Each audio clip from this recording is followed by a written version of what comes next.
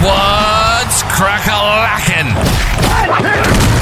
Welcome in to My Mind is a Weapon Fantasy Football Show. Welcome into a little bonus episode of My Mind is a Weapon Fantasy Football Podcast. I am your host, Sleaze. I said it was the last episode of the week. Last episode, it is not. I'm going to drop a stash video for you here because we're 6 weeks in, pretty much, 33% of the season. So it's time to look at players for you to pick up to move in the future, especially with the trade deadline coming on November 4th. Now, I know that every league is going to be different. There's some competitive leagues. There's some lower leagues, mid-tier leagues, whatever it is. These are going to try to cover all of them because I know some of these players are most likely not available in my leagues, which I'm going to say are competitive. And then there's just say it's for everybody, right? So this is just going to try and cover all of fantasy football players you need to be stashing right now because these trade candidates of these teams that are 0-5 or 1-5, 0-6, like the Jets, are going to be looking to move pieces here. So before we dive into it, guys, make sure you tap that thumbs up, hit that subscription button, turn that bell on. I'll be live here in about an hour and 10 minutes as well. We'll be drafting on drafters.com. If you haven't signed up, right there, make sure you use promo code SLEAZE. It'll match your initial deposit up to $100. You can do DFS, best ball, pick'em, stuff like that with us. And then we dropped our freaking pick'em ticket in there last night. Man, I hit 5 of 6. Missed on the DK Metcalf. It wasn't good, but we got the Guys FF Discord. Both these are pinned in the comments and they're in the description of the video. And we help you out with fantasy football with Big Draft Energy 24/7. And let's dive into these stash players that if they're on your waiver wire or you should possibly be trading for right now. Sorry, my phone is going off.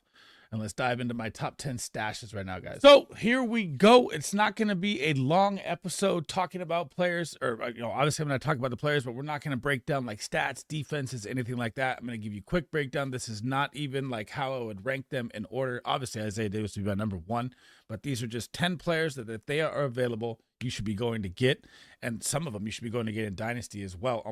I'd say all of them in Dynasty if you want to look at age-wise. Now, so we got to talk about the trades, the teams, and why I like them as stashes. And if they're available, you have to go get them, right? So number 1 is going to be Isaiah Davis. And if you guys have been part of my channel or watched the live shows, anything all year long, for almost a year and a half now, since last season, I've been saying that Breece Hall is not going to be effective on the New York Jets. The only way his career is saved is if he's traded. He is on a contract year, and boom, last week, lo and behold, we get that Breece Hall once out. Now, you do have Braylon Allen, who's on the IR, who till week 12, I believe, is the update.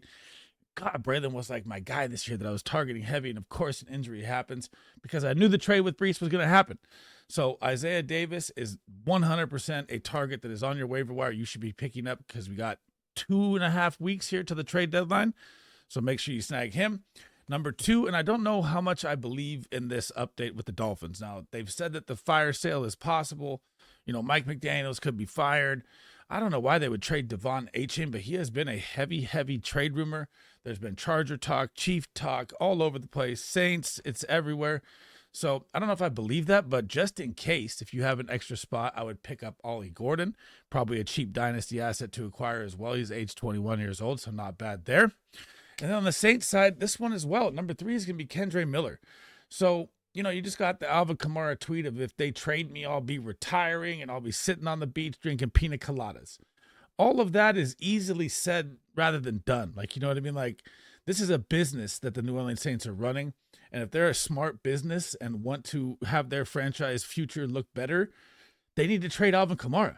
Now, I know he's grown up in the South and his family's there and he's had meetings with the Bensons, the owners, and I want to stay here. I get all that, but I guarantee if they trade him and you're missing out on like $10 million, you ain't going to be sitting on the beach sipping pina coladas rather than making $10 million playing for a contender like the Kansas City Chiefs or something. So I'm still grabbing Kendre Miller, even though the updates say he's not getting traded, because money talks, man. Now, number 4, Harold Fannin Jr., and this one is massive, okay? So David Njoku just popped that knee. Looks like he's going to be out for the week. Their bye is coming up here in 2 weeks as well, right? But what you also have to look at here of why Harold Fannin is going to be, it should not be on any waivers right now, is that what? We got David Njoku on a contract here. So he's going to possibly be traded, which is why I was saying in my videos earlier this week that I think they're hiding this injury because the trade deadline is coming. The Brown season is over. We all know that. So why wouldn't they move this guy? Kind of like a Alvin Kamara situation. They should, right? So Harold Fannin should not be on a single waiver wire right now. Number 5 is going to be Isaiah Likely of the Baltimore Ravens. Now, when we're looking at this situation here, you have the Ravens 1-5, right? Do I think the Ravens season is over? No, I do not. I'm not going to rule them out at 1-5 with Lamar Jackson, King Henry. No way, right? But if you look at even last year, like this guy is athletic. He can pop. He's had, 1, 2, 3, 4, 5. I said I wouldn't do stats. He had a 30-point game in week 1, 7 games over 10-plus points.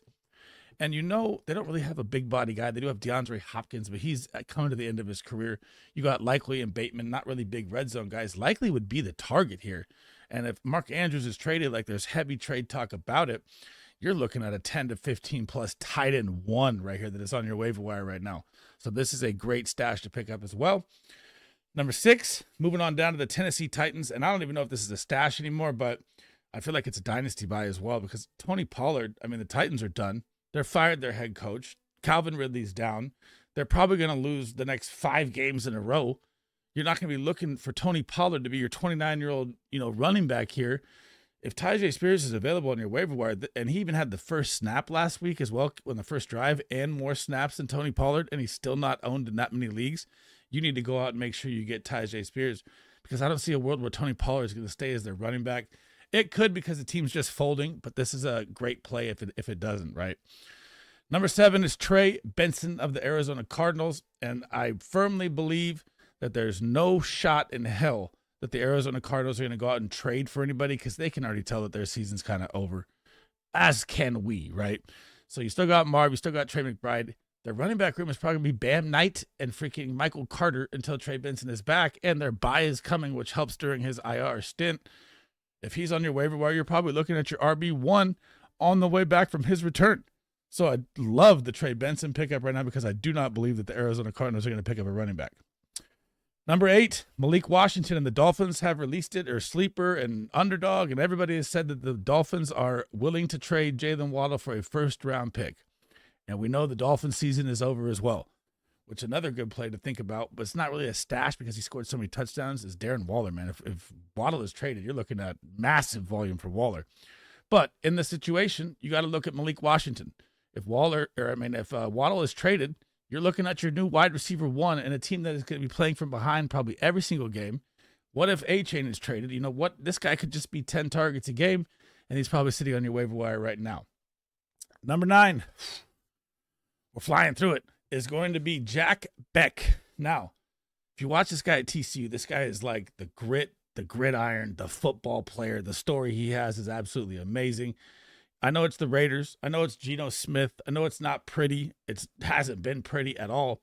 But what you have to look at is the uptick that he just got in snaps last week was 75%. That is a solid uptick from the 30% he was playing before that.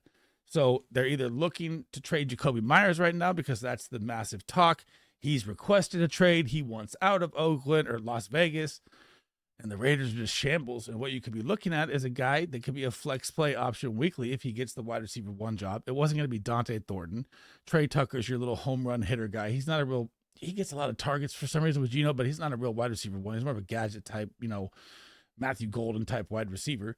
So if you can get Jack Beck right now on your waiver wire and then Jacoby Myers is traded, boom, it's going to be a nice little pickup for your team right there.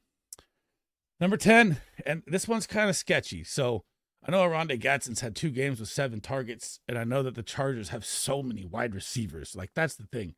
But what's crazy is Herbert kind of likes his rookie tight end, Gadsden. So if he's available, you need a tight end. It's not sexy because you're still going to have, Keenan Allen, Quentin Johnston, Lab McConkey, Trey Harris, and Amari Hampton will be back at some time. So their run game will pick back up here. I don't think Kamani Vidal is the running back that's going to ball out because he crushed the worst run defense in Miami. So, if you need a play, he's probably a 5-target guy. It's going to be a pass-heavy game against the Colts, but the Colts are good versus the tight end this week, so I don't really like him as a start. But stash him up if you need a tight end play. And those are my top 10 stashes, guys, in no single order. But if they are available on your wire, or if you want to go trade for them in Dynasty or trade for them in ReDraft, drop the comments down below, and I'll help you figure out how to do that. Thanks for rocking with me. That is the end of the episode. That is 10 players that if they're available, you should be stashing on your fantasy football roster, or you should be mini trading for, especially if it's Dynasty as well. And if you guys have any questions of Dynasty trades or trades of how to acquire these players, make sure you drop them in down below. I try to answer every single one of them, guys. And that is finally it for me this week. I can't thank you guys enough for all the support. Make sure you tap that thumbs up, hit that subscription, turn that bell on the way out. Again, I'll be live here in an hour, and we'll be doing drafters drafts, underdog drafts as well. And if you haven't checked out the guys FF, all of this is pinned in the top comment and in the description of the video. Can't thank you guys. Again, stay safe this weekend, and I'll catch you guys in the live shows for the rest of the weekend. That is the end of the episodes for the week. I'll be back on Monday with waiver wires, and then we roll it all back again, baby.